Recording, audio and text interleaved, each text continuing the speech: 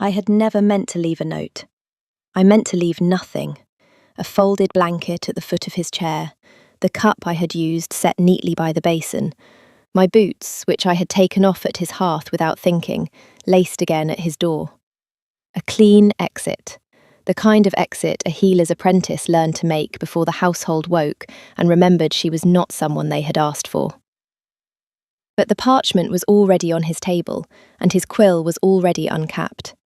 And I was already standing there in the grey hour before dawn, looking at a man asleep in a wooden chair he had no business sleeping in. His head had fallen against his own shoulder. There was a cut on his jaw I had cleaned the night before, and a bruise under his eye that would be worse by midday. The fire had gone low. He had not moved since I had eased the cloak over him 3 hours ago. I wrote 2 sentences because I owed him that much, and not 1 syllable more. Thank you for the kindness. Forgive me for not staying to repay it. I signed it with my first name only. Mira. No house, no rank, nothing he could trace if he chose not to.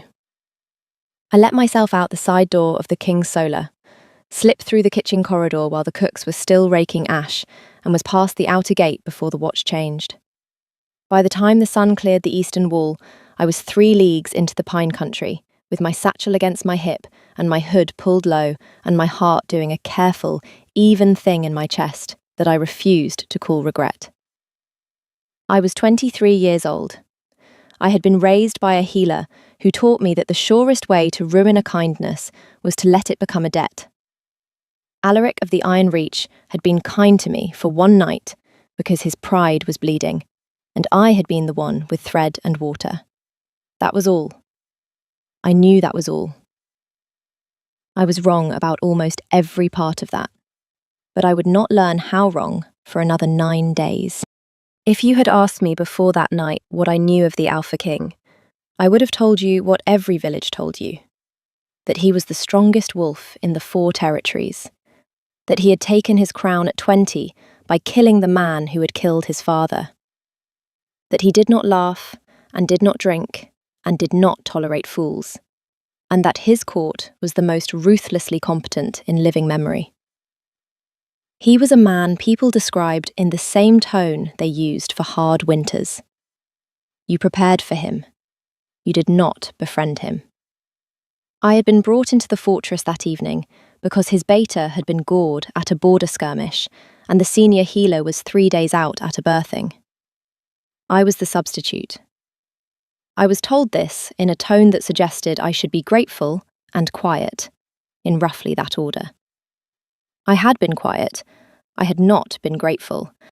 I had cleaned the beater's wound, packed it, stitched what had to be stitched, and given over the watch to a steadier woman than me at the 2nd hour after sunset. I had been told I might leave at dawn. I had been turning toward the corridor when the king had come down the stairs from his own solar with a cut on his jaw and his knuckles split open, and the page, who was meant to fetch the healer, had taken 1 look at me and pointed. So I had followed the king to his own room, because there had been no one else, and I had told him to sit down, and to my surprise, he had sat. Then I had told him to take off the cloak so I could see what else was wrong with him, and to my greater surprise, he had done that too. He had not been wounded badly, a bruised rib, the cut on his jaw, knuckles that needed cleaning more than stitching. But he had been tired in a way I had not expected from a man people described the way they did. Not weary from the fight. Weary the way some of my old patients had been weary, the ones who had been carrying something for years that no one had thought to take from them. I had cleaned what needed cleaning and bound what needed binding, and somewhere along the way I had said something dry about the state of his knuckles, something to the effect that the wall he had punched had clearly deserved it, and he had made a sound that I realised only afterwards had been a laugh. A short one, a surprised one. He had asked my name. I had given it. He had asked where I had trained. I had told him. He had asked if I was hungry, and I had said no, and he had said "liar" very quietly, and a tray had appeared on the side table, bread and cheese and a winter pear cut into careful pieces that he had not cut. I had eaten because I had been hungry, and because it would have been ungracious not to, and because watching the King of the Iron Reach eat slowly across the hearth from me at midnight was a thing my body did not yet know how to refuse. We had spoken, not of important things, of the road from my village, of a book he had been reading, which to my surprise was a book I had also read, of the beater's chances, which I had told him honestly were good. He had listened with the whole of his attention, which was a thing I had never had given to me before, by anyone who outranked my own father. At some point he had fallen asleep in the chair. I had set down my cup.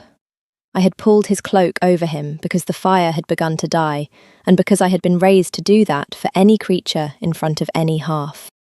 I had sat in the other chair for what I had told myself would be 1 minute, and when I had next opened my eyes, the room had been grey and the fire had been ash, and a watch bell had been ringing somewhere very far away. I had written the note. I had left. I had walked all morning and most of the afternoon, and I had reached my aunt's cottage at the edge of the pine country by the time the second moon rose. I had told her nothing useful, only that the beater would mend, only that I had been paid, only that I was tired. I had slept the way I had not slept in a year. I had thought, when I woke, that I had handled it well. I had not yet learned that the king had not slept at all. The first sign came on the 4th day, when a rider in Iron Reach colours stopped at the village green and asked the smith if he had seen a healer's apprentice with a grey hood and a brown satchel pass through. The smith said no. The rider asked politely and left a coin and rode on. The smith told my aunt, who told me, who set down the bowl I was carrying and said something that was not quite a word.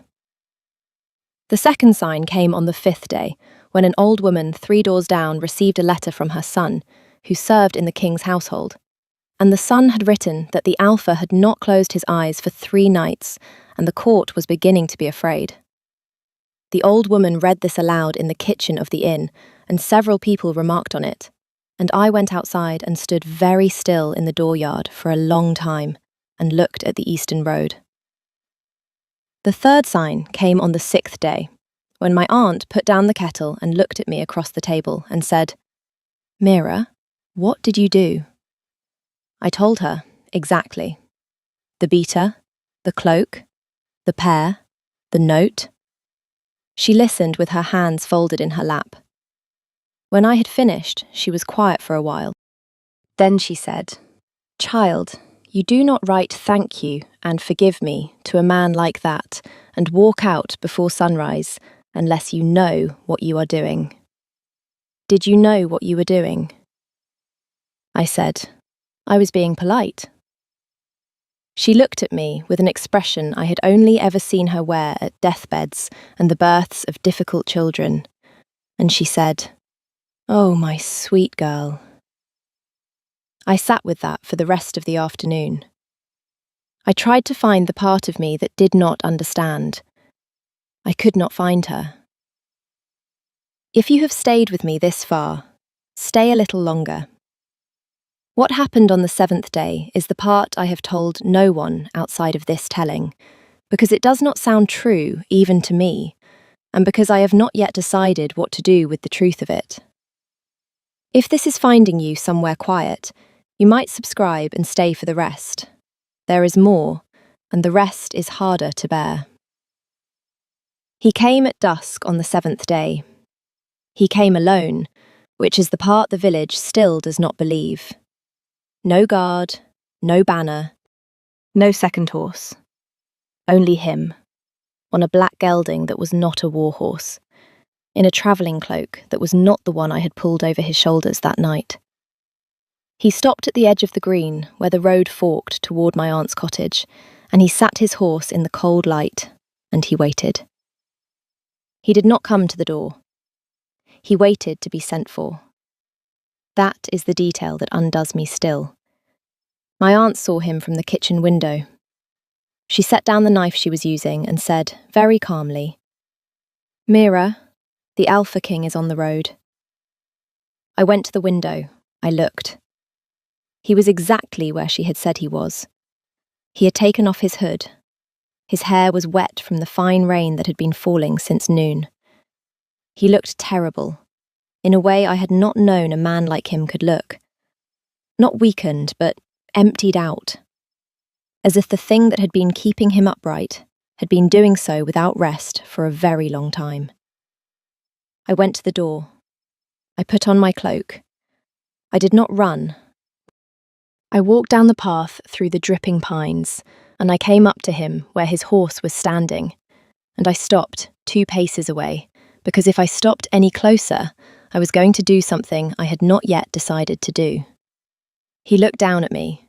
He said, "Mira." He said my name like it was a word he had been saving for a week. I said, "Your Grace?" He said, "No, just that," not angrily, almost as a request. I said, "Alaric." Something in his face moved. He closed his eyes for a beat and opened them, and I saw the thing his beater and his court and the old woman 3 doors down had been afraid of. He had not slept. He had not slept in days. His hands on the reins were steady, but they were the steadiness of a man who had decided to be steady and was holding to that decision the way a swimmer holds to a rope. He said, "You left a note." I said, "I did." He said, "Why?" I had to think before I answered, because the true answer was not a sentence I had practiced. I said, "Because I have been taught not to make a debt of a kindness. Because I did not want you to wake and feel obliged.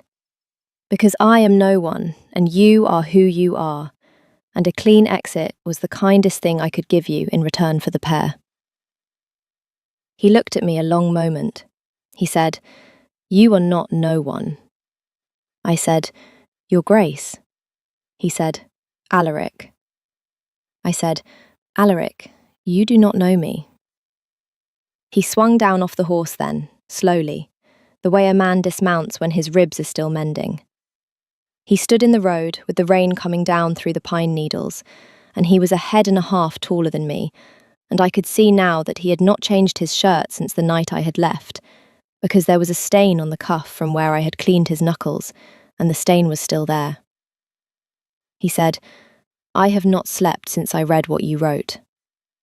I said, "Why not?" He said, "Because you wrote, 'Forgive me,' and I have spent 3 days trying to understand for what." The rain went on falling. Somewhere a sheep was complaining about the weather. I could hear my own pulse in my ears very clearly. I said, "I meant for leaving without saying goodbye." He said, "I know what you meant." I read it until the paper fell apart in my hands. "I know every word in the order you wrote them." That is not what kept me from sleeping. I said, "Then what?" He said, "That you thought you owed me anything. That you thought a pair and a half and an hour of being spoken to like a person was a debt you needed to pay before sunrise." He looked at the road past my shoulder, not at me. "That you thought I would wake and want repayment. That is the part I could not put down." I did not say anything for a while. I could not. He said, more quietly, "And that you signed it, Mira, with no house, no rank, as if you wanted to be untraceable, as if you were used to leaving places that way." I said, "I am." He closed his eyes again. He said, "I rode out alone because I did not want my men to see me find you. I did not want this to be a hunt. I did not want you to ever, in any future you imagine, look back on this hour and remember it as the hour the Alpha King came down on you with a guard at his back. I came alone, so that if you told me to leave, I could." I said, "You should sit down." He said, "I will stand." I said, "Alaric, You have not slept in 3 days. You will sit down or you will fall down, and I would rather you sat. He looked at me. There was a long beat where I watched him decide, very visibly, to do what I had told him to do. He sat down on the low stone wall at the edge of my aunt's garden. The horse cropped at the grass beside him, with the patient indifference of an animal who had been on this road before. I said, "Have you eaten?" He said, "No." I said, "Stay there." I went back up the path. My aunt was at the door already, with a wedge of bread and cheese wrapped in cloth, and a small flask of cider, and a face that I will remember on my deathbed. She put the bundle into my hands and said, very quietly, "Take your time, child. We will not come down." Then she shut the door. I went back. I sat down on the wall beside him, 2 handspans of stone between us, and I unwrapped the bread and cheese and put it on the cloth between us, and I uncorked the cider and handed it to him. He took it. He drank. He set it down with the kind of care a tired man uses for things he does not want to drop. He ate the bread slowly and did not speak. When he had finished, he said, "I have something to tell you. I would like to tell it before you decide anything." I said, "Decide what?" He said, "Whether to send me back." I said, "Tell me." He said, "My wolf has been quiet for 9 years, since my father died. I have ruled without him in the back of my mind, which is a thing other alphas tell me is impossible, and I have done it anyway. I assumed the bond he was meant to give me one day had died with whatever else died in me that year. I was not unhappy about it. I had a kingdom to run. I did not need an animal in my chest telling me what to want. I waited. He said, "He woke up the moment you walked into my solar." I did not move. He said, "I did not tell you. I did not tell anyone." He was very quiet about it. He simply sat down inside me and watched you clean my hand and ate the pear I gave you and listened to you talk about a book. And when you fell asleep in the chair across from me, he held very still so as not to wake you. And when I woke and found the note, he made a sound I have never heard him make in my life. I read the note. I read it again. I have read it perhaps 100 times. The paper is in pieces in a drawer in my solar. I could not put it down, because the moment I put it down, I would have to admit that you had walked out of my house without knowing what you were to me, and I would have to decide what kind of man I was going to be about that. I said, after a long time, "And what kind of man are you going to be about it?" He said, "The kind who rides out alone in the rain and waits at the edge of your aunt's garden until you are willing to come down to him. The kind who tells you the truth and lets you decide. I am not here to claim anything. I do not believe in claims that are not chosen. I am here because I owed you the information, and because I could not in conscience let you go on thinking that what you gave me that night was a debt." I sat with that. I said, "You have been writing letters." He looked at me sharply. I said, "Have you not?" He said, "How did you—" I said, "Because a man who has not slept in 3 days does not invent that speech in the saddle. You have been writing it, to no one, for days, in your head and probably on parchment. You came down here with it folded inside your chest, and you have just opened it for me. Have you not?" He was quiet. He said, "There are 7 of them, in a drawer under the note. None of them are signed. None of them were ever going to be sent. I wrote them because I could not say them, and I could not stop wanting to say them. The first one says, 'I do not know your second name, and I am afraid of how much I want to.' That is the first letter. I have not sent it. I will not send it, now that I have said it aloud to your face. I felt the wall under my hand. I felt the rain in my hair. I felt my pulse settle into a slower, stranger rhythm that I would later understand was not mine alone. I said, "Alaric." He looked up. I said, "I left because I did not believe a man like you could mean a thing like that toward a woman like me. I am telling you that plainly, so that you know what you are arguing against." He said, "I know what I am arguing against. I have lived inside it for 9 years." I said, "I am a healer's apprentice from the Pine Country." He said, "I am aware." I said, "I have no house, no rank, no dowry. My mother was a midwife, and my father mended boots." He said, "You spoke to me that night the way no one has spoken to me since I was 12 years old. You told me my knuckles were stupid, and you handed me a pair, and you fell asleep across my hearth as if I were a safe man to fall asleep across from. Do you understand what that was? Do you understand that I have been the most powerful wolf in 4 territories for 10 years, and not one person in those years has fallen asleep in front of me on purpose?" I did not have an answer to that. He said, very carefully, "I am not asking you to come back with me. I am asking you to let me come down this road again. Once a week, if that is what you can bear, with no guard, with no claim, until you know me well enough to decide whether the man who wrote those 7 letters is a man you would let cross your threshold." I looked at him. I said, "That is the worst proposal I have ever heard." He said, "I am aware." I said, "You are the king of the Iron Reach. You cannot ride out alone every week to court a healer's apprentice in the Pine Country.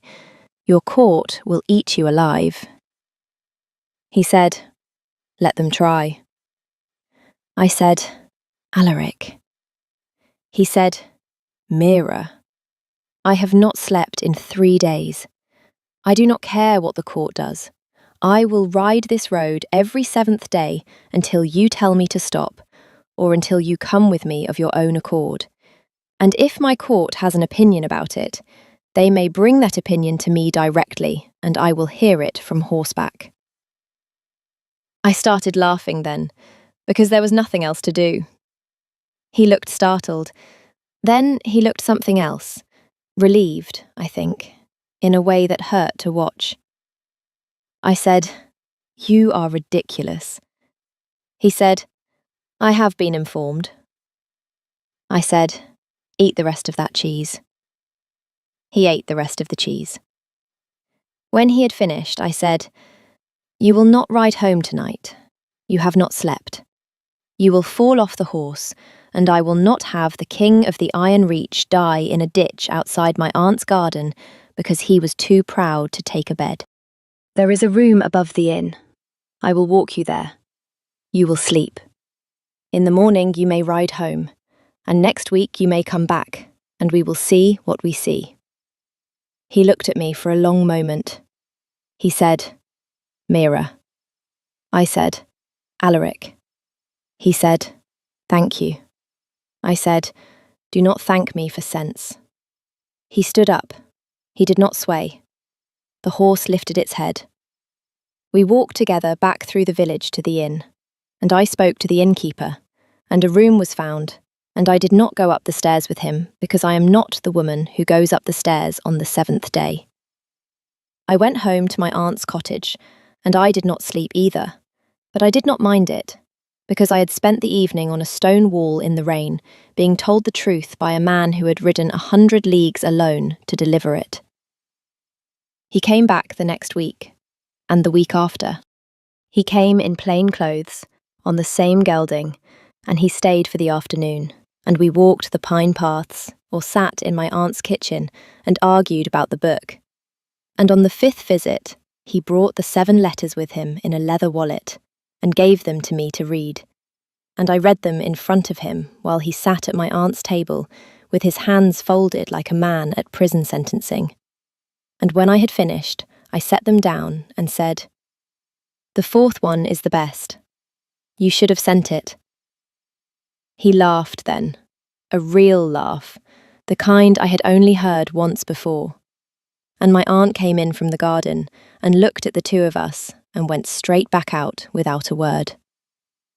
The court did, of course, eat itself alive about it. There was a noblewoman named Lady Isolde, who had expected to be Luna, and who had to be exiled in the 3rd month for arranging a poisoning of a barrel of wine she had reason to believe I would drink from. There was the matter of the announcement, which was made at the Autumn Council in front of every ranking wolf in the 4 territories, where Alaric stood from his throne and walked the length of the hall and took my hand in front of every one of them and said her name to the room.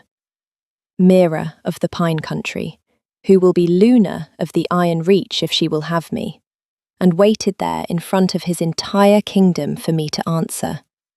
I answered. The room did what rooms do.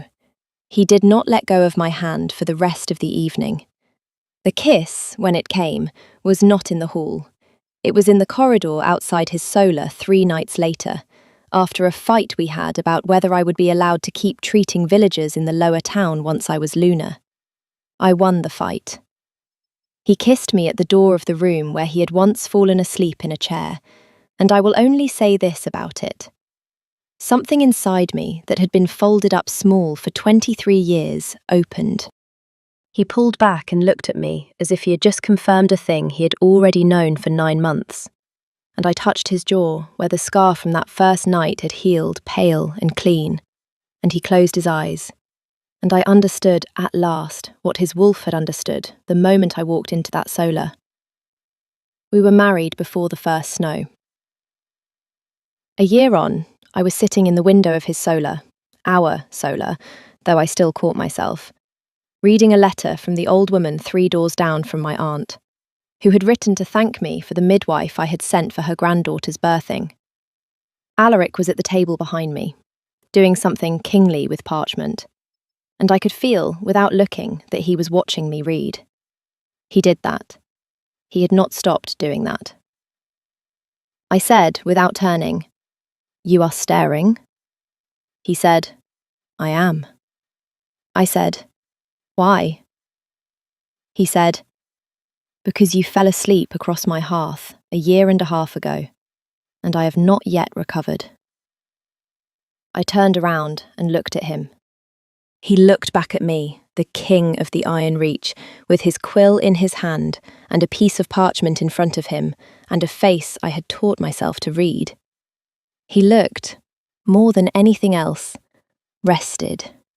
I said, "Sleeping again, are we?" He said, "Like a man who has been forgiven." I went back to my letter because I did not entirely trust my face. The note, the original 2 sentences I had written in the grey hour before dawn, was framed under glass on the wall above the hearth. He had pieced it back together from the drawer where it had fallen apart. He had not asked my permission to hang it. I had not asked him to take it down. If you have stayed with me to the end of this, and I hope you have, because the end is the part I most wanted to give you, tell me in the comments where you are listening from tonight, and whether you saw any of it coming, because I did not. I did not see 1 minute of it.